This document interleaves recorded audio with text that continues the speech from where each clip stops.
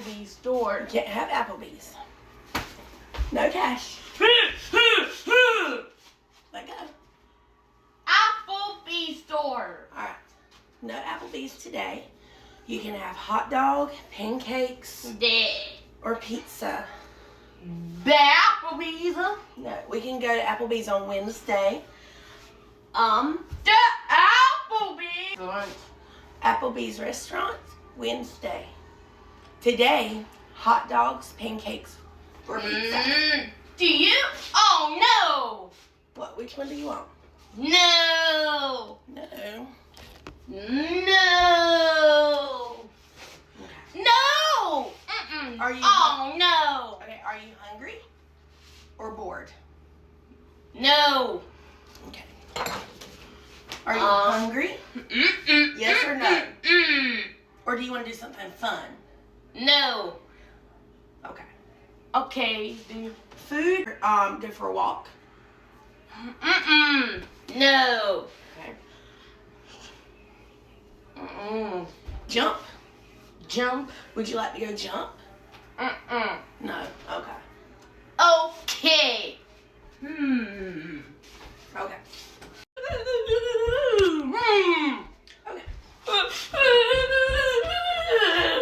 Alright. We've got to figure out something. Cash. No. Cash. Hey. Deep breath. Blow. Good job. Okay, we have to have safe hands. Did you? Yeah. Safe hands. Ah! Get our hot dogs out.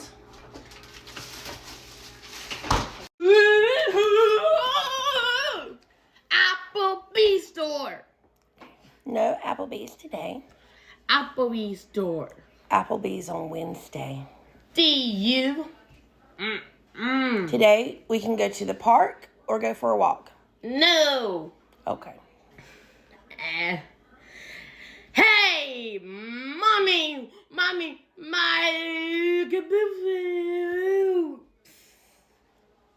I love you. Hey, can we count to 10? 1, 2, 3, Applebee's store. 4, 5, 6, 7, 8, 9, Ay! The Applebee's store. 10, 20, 30, 40, Duh. 50, 60, 70, 80, 90, 100. Applebee's store. Okay, y'all, there's a lot that we're going to discuss in this video. And you know one thing about me, baby, I'm going to make everything about race. So just know that it's coming, okay? But before I get into this conversation, I want to say that I am in no way any expert on disabilities. I'm not. That's just the facts, right? And I will also say that a lot of times, a lot of people approach this conversation about disabilities with this belief that if you try hard enough, then you can overcome it.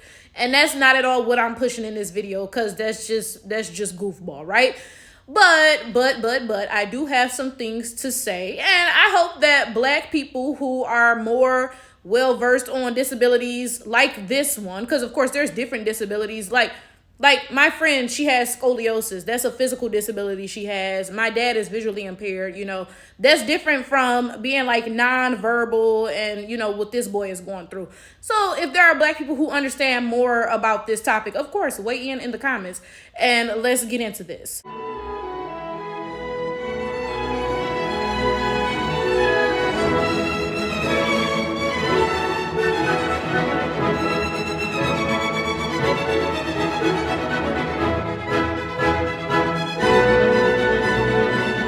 Okay, I'm gonna be real with y'all. After I turned about 25, I got that Black mother gene. I'm not gonna hold y'all. So listening to this boy, Applebee's store. After about the 4th time, I was like, shut your ass up. Sit the fuck down. Shut the fuck up. Eat them fucking hot dogs, because we not going to Applebee's. Be quiet before I smack the shit out of you. And if you touch me again, I'm gonna knock your motherfucking head between the refrigerator and the fucking wall. Okay, dude, like, stop fucking playing. But then I was like, ooh, no. Because that's that approach of, you know, like, people being able to overcome their disabilities. Clearly, he is severely disabled, and that approach is not going to work with him. You can't just tell him, shut up, like, shut the fuck up saying Applebee's. Don't nobody want to hear that shit, right?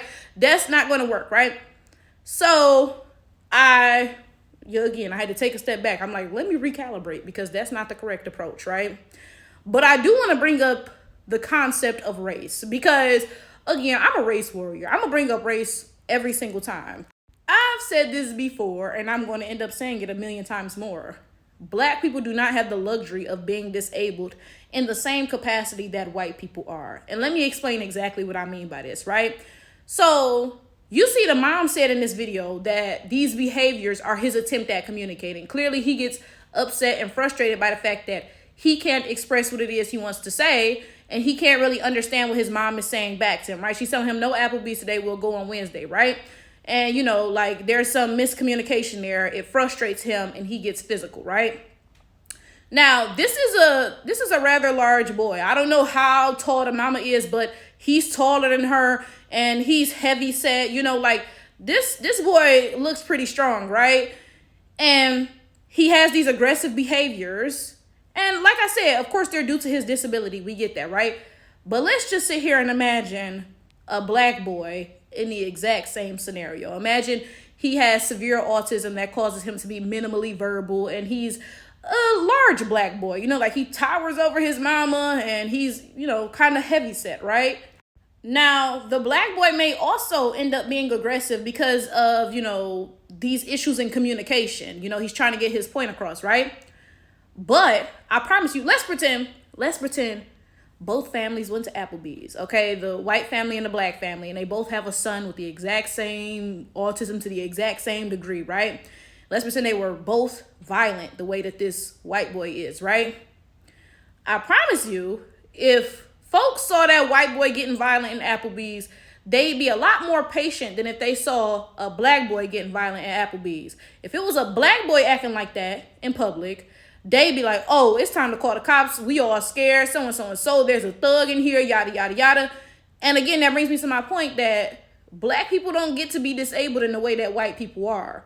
We've all heard stories about like white people fighting the cops and the cops patiently fight them back and finally get cuffs on them and so and so and so. Meanwhile, an unarmed black person could be standing there minding their business and the cops will shoot them because they feel like blackness in and of itself is aggressive. So imagine this white boy comes across the cops and he's aggressive like this. I mean, 9 times out of 10, he's going to be fine because, again, we've all heard these stories where white people are aggressive with the cops and they be fine, right? But imagine a black boy being aggressive like this with the cops. What you think is going to happen to him?